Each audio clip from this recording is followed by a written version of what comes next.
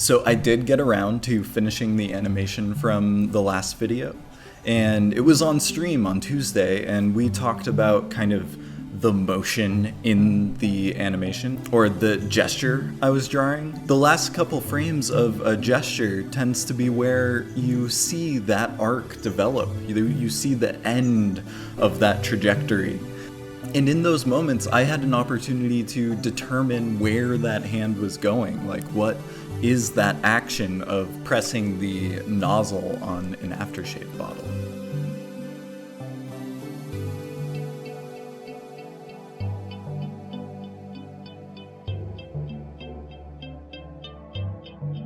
Kira and I just went for a walk, and we walked along this rail trail that follows the commuter line. And we got to this bridge where there was an old padlocked door. You could see behind it if you looked over the rail, and there was this long stairwell that went down to a concrete platform. It was like a wooden stairwell. It probably hasn't been used for a very long time, but that got me thinking about the history of that space and how that relates to some of these drawings, or like the reason why I'm so interested in this really personal exploration of my own hand actions, my own little performative moments in the day. Most of the actions that we use our hands for are to give us access, to open a door, to open a book, or to wave to someone and say hello.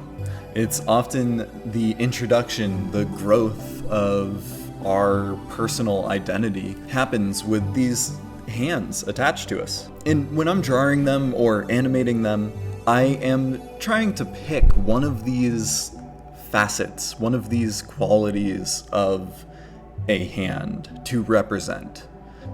It's not as much about what the hand is doing or what it's interacting with or the symbol of the hand. It's about one of these very tiny abstract qualities. Like, what am I learning? What am I gaining from interacting with this object? What is the feeling of interacting with this object? And those are really hard to pinpoint. You can't really identify them. But the more specific you are about that emotional response to whatever object you're holding or whatever you're trying to represent, then the clearer that feeling or emotional response will be in the final image. When making these drawings, I find that there's a balance between record, communication, and access that is really cool.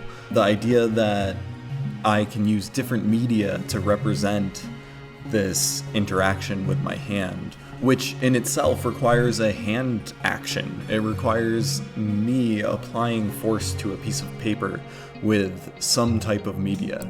Maybe it's a brush, maybe it's a stick of charcoal, maybe it's one of my graphite tools that I love so much. Each one of these creates a different response and creates a different effect on the page, which allows me a different kind of access to that perceptual cue I'm receiving. Maybe I see a really dark area that creates this line against a really light space. And to create that, I might choose a soft piece of graphite or a black charcoal. And then if I were looking at a lighter area next to that mark, I might need to introduce a field of lighter, more diffused graphite. I think seeing this animation in total by itself altogether, I'm really excited about the fact that it has a clear trajectory from the first frame to the last frame, and I didn't plan that. Like, I'm not storyboarding this like 3-second animation. I'm not choosing exactly what the action is going to be. Instead, I'm just observing it. When we're looking at a portrait, you find different elements of it. You find the value structure, you find the anatomy, you find the measurement between spaces and objects and where things intersect, and then eventually at the end it starts to come together and you didn't even realize you were putting together this likeness. And maybe that's what this action is, this gesture, is the likeness of my hand in motion. I'm gonna be streaming later, and we'll probably draw, maybe play some games, and I would love to see you there. So if you see this video and you liked it, give it a thumbs up and maybe subscribe. I am excited to meet you soon.